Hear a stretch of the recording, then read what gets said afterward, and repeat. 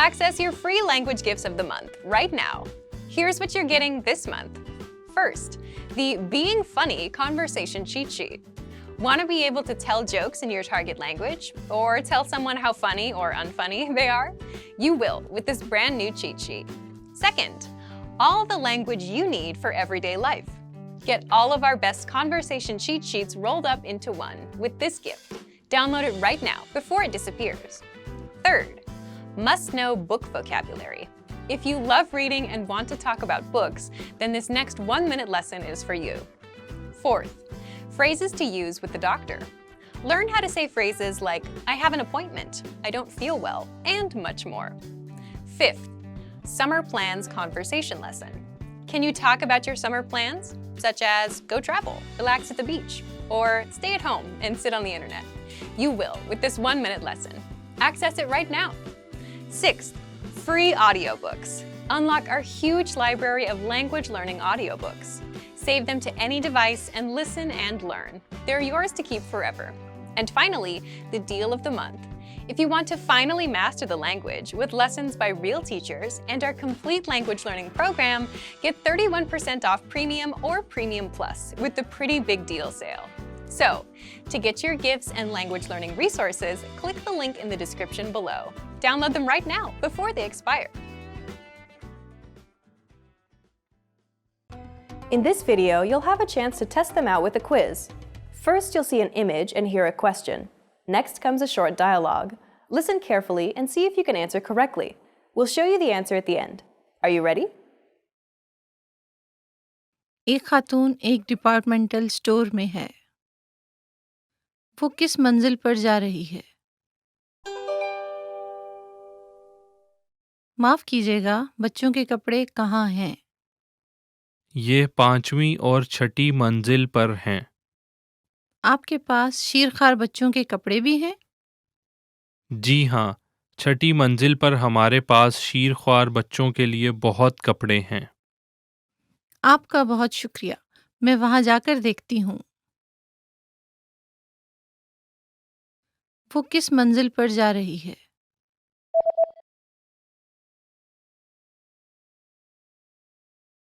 एक खातून एक departmental store में है। वो किस मंजिल पर जा रही है? माफ कीजिएगा, बच्चों के कपड़े कहाँ हैं? ये 5वीं और 6ठी मंजिल पर हैं। आपके पास शीरखार बच्चों के कपड़े भी हैं? जी हाँ, 6ठी मंजिल पर हमारे पास शीरख्वार बच्चों के लिए बहुत कपड़े हैं। आपका बहुत शुक्रिया। मैं वहां जाकर देखती हूँ। Hey everyone, welcome to the Monthly Review, the monthly show on language learning, where you discover new learning strategies, motivational tips, study tools, and resources. By the way, all the lessons and bonuses you're about to see can be downloaded for free on our website. So, click the link in the description right now to sign up for your free lifetime account. Okay, today's topic is the power of mistakes. Have you ever made a mistake in your target language while talking with a native speaker? Maybe you said the wrong word. Maybe you misconjugated a verb. When you make a mistake, you usually don't forget about it, right? Well, that's the power of mistakes. And in today's episode, you're going to find out why making mistakes is crucial to learning a language. Do you know the most common adverbs of frequency? You will with this 1-minute lesson. Learn how to say rarely, always, often, sometimes, and much more in your target language. Fourth, must know summer clothes vocab. Do you know how to say t-shirt or shorts in your target language? If you don't, you can learn how. This 1-minute lesson will give you all the words you need for summer clothing. Fifth, the top 50 adjectives for personalities. Can you describe your personality? This next bonus teaches you 50 must-know adjectives for personalities, so you can talk about yourself in your target language. To get your free resources, click the link in the description below right now. They're yours to keep forever. Okay, let's jump into today's topic. Okay, today's topic is how remembering your mistakes can help you learn faster. First, take a moment and think of a time when you made a mistake. Maybe you were at work. Maybe you were at school. Maybe you were shopping or in another public place. We can all probably clearly remember many mistakes we've made. We also remember the reactions of the people around us. Some people are understanding. Some people aren't so understanding. But why do we remember these situations so clearly? Psychologically speaking, negative things tend to impact us more than positive things. For example, if we're asked to choose between gaining friends or gaining money and losing friends or losing money, we'll choose not to lose friends or lose money, not to gain. This is called loss aversion. We tend to avoid losing more than we work on gaining. We spend time thinking about our negative past experiences to avoid them in the future. Because of this, negative events, like making mistakes, stay in our minds for a very long time. And this happens in language learning. If you make a language mistake while chatting with a native speaker, it'll probably be hard to forget. Yes, it's true that when we're learning another language, we don't always know when we've made a mistake.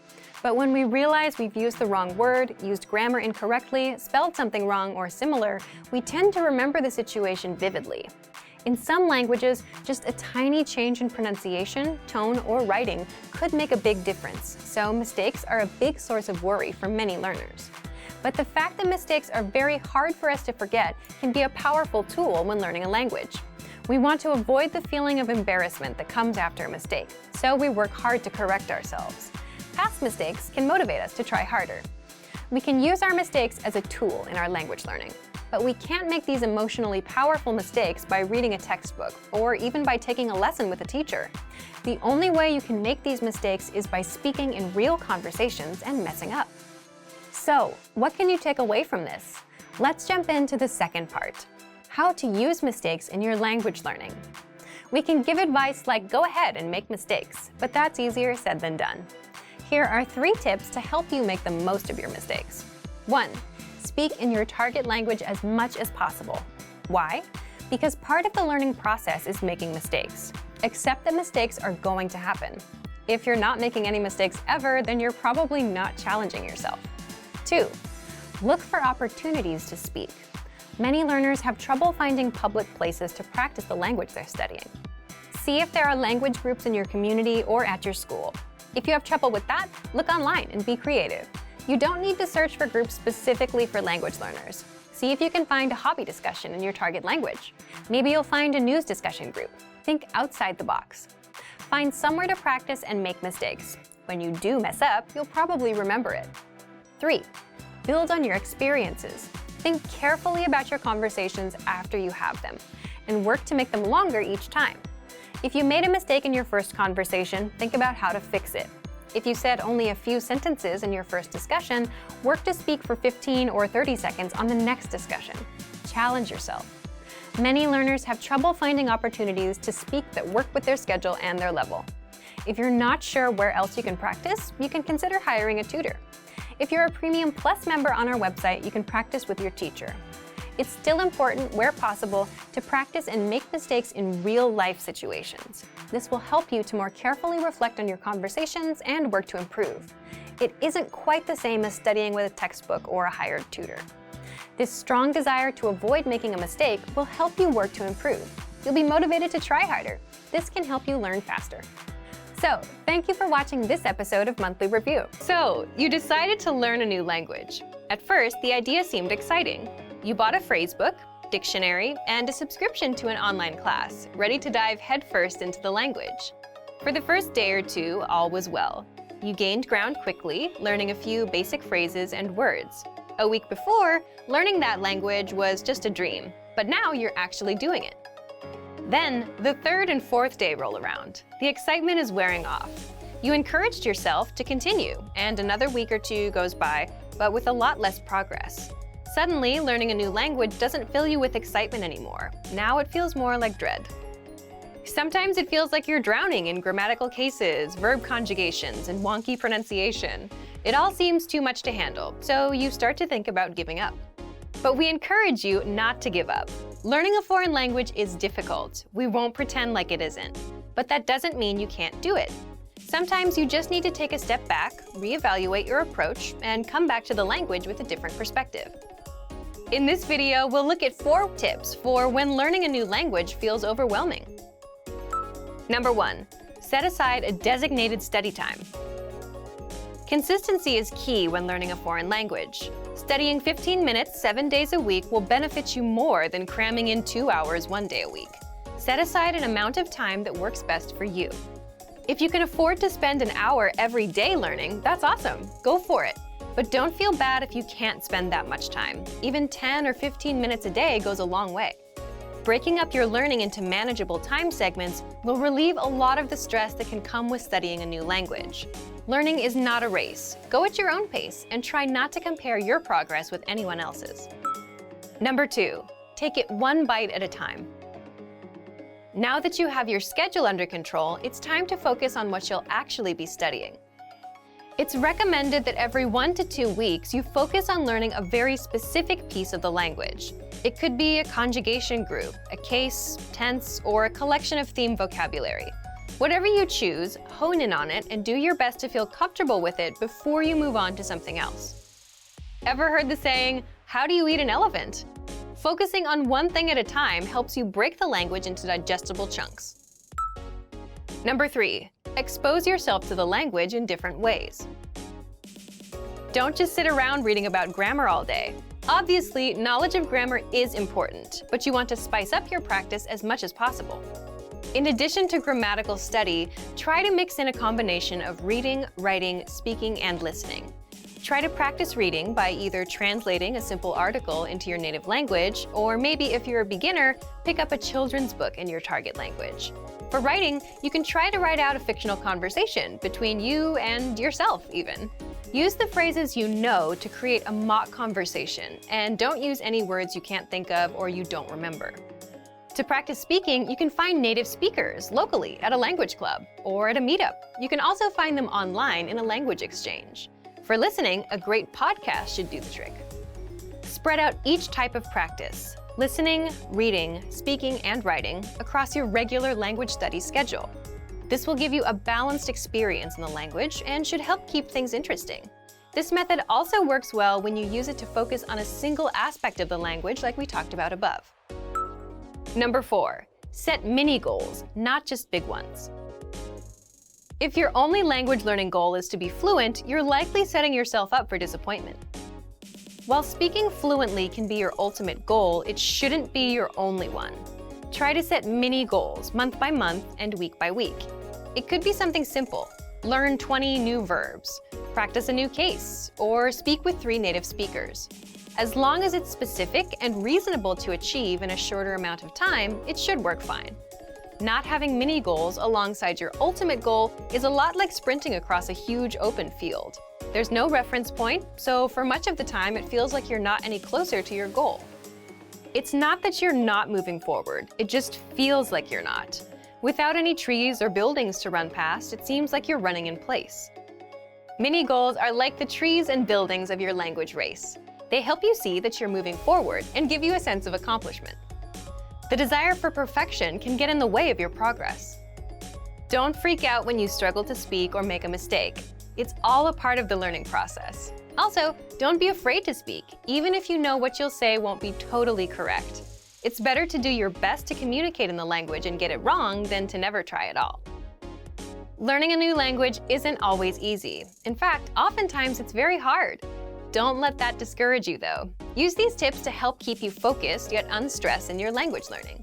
A little perseverance will go a long way. Before long, you'll be speaking better than you may have thought was possible. Reading in a foreign language is great, but a big challenge related to reading is that you often need a high level of fluency before it gets really fun. And if a book isn't fun, then you're not going to want to read it. The entire point of sitting down with a book is to enjoy it and have a good time being absorbed in the story or learning the information.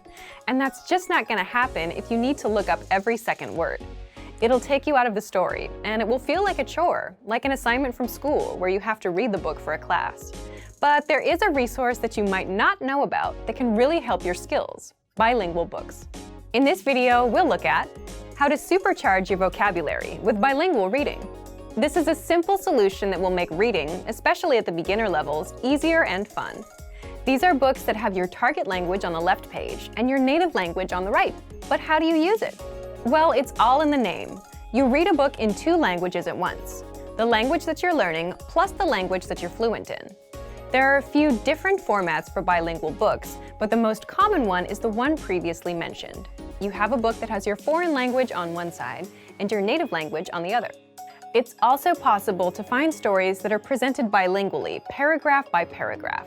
The principle is the same, but the information is just in more bite-sized chunks, so your eyes need to travel less to read both texts.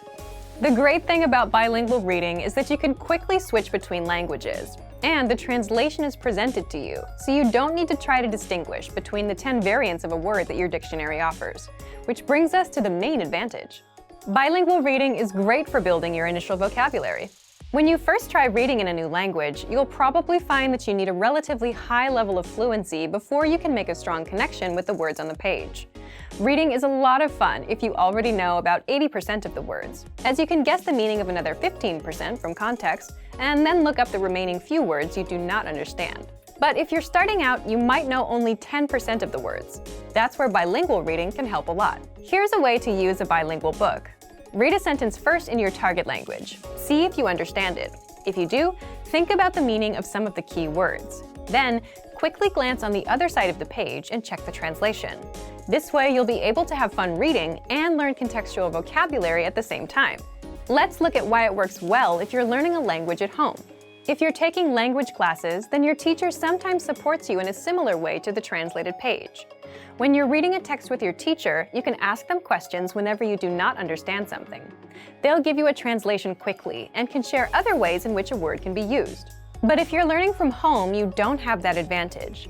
Bilingual reading offers the same benefits, as you can quickly check the translation of a sentence and see what each word means. The main goal of bilingual books is to bridge the gap between the beginner and intermediate to more advanced levels. They can help set you up to read real books without any translations. Some language purists might recommend you read only stories that were originally written in your target language, but any book you enjoy is best to encourage your studies. Use bilingual reading to improve your vocabulary and reading comprehension skills, until you get so good that you don't need it anymore. It doesn't matter what language you're learning. Bilingual reading works for every language. The principles of language learning don't change, only the implementation does. You also don't really need too much knowledge at the start. If you like a real challenge, then you could even start reading some simple bilingual stories without any prior experience in a language. However, just as with other language programs and courses, the more people who speak a specific language, the easier it'll be to find bilingual books. Why is speaking the #1 weakness for most language learners? Some time ago, we sent out a survey to find out a little more about you. We asked about what you like, what you don't like, your strengths, and your weaknesses. One question asked you to rate your abilities in listening, speaking, reading, and writing. Over 70% of people surveyed answered that their biggest weakness is speaking. In this video, you'll find out why speaking is a common weakness. You'll also learn 6 ways you can start improving your speaking skills right now. This is a common issue for language learners. But why is speaking the #1 weakness for most learners? It's pretty simple when you consider that you get better at what you focus on. You get better at what you focus on. When people start learning a language, they usually start with reading. Most learners start with textbooks. Learners taking their first class probably spend most of their time doing homework and reviewing information in their textbook, spending maybe only 30 minutes a week or so repeating words in class. If you spend most of your time reading, you'll get better at reading, but your speaking skills won't grow.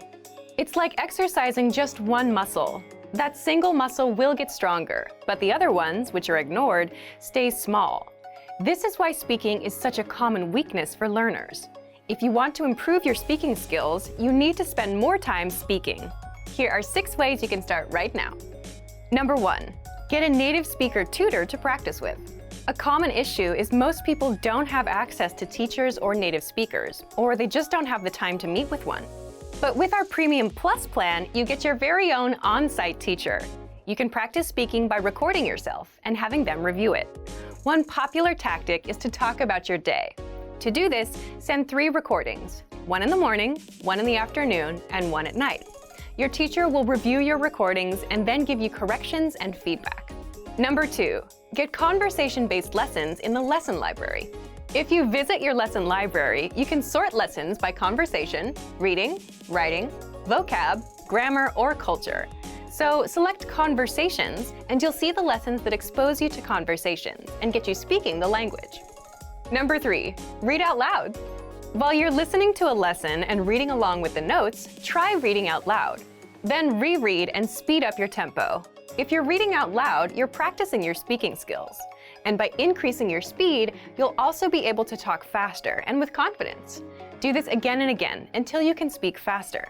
Number 4, prepare things to say ahead of time. Most learners, especially beginners, run out of things to say. But if you prepare lines ahead of time, you won't have to worry about this. Start speaking with prepared lines from our 3-minute video lessons, top 25 questions lessons, survival phrases lessons, and other lessons that you'll find in the lesson library. Number 5, shadow conversations. This means you should repeat the dialogues as you hear them. In every lesson, you learn a new conversation, so try to shadow the conversation line by line. Premium and Premium Plus users use the dialogue tool with this method, and you'll master conversations faster. Number 6, review again and again. Regular review is essential to mastery. Many learners don't review. If you review and repeat lines again and again, you'll speak better, faster, and with more confidence. Great work! Here's a reward. Speed up your language learning with our PDF lessons. Get all of our best PDF cheat sheets and ebooks for free. Just click the link in the description.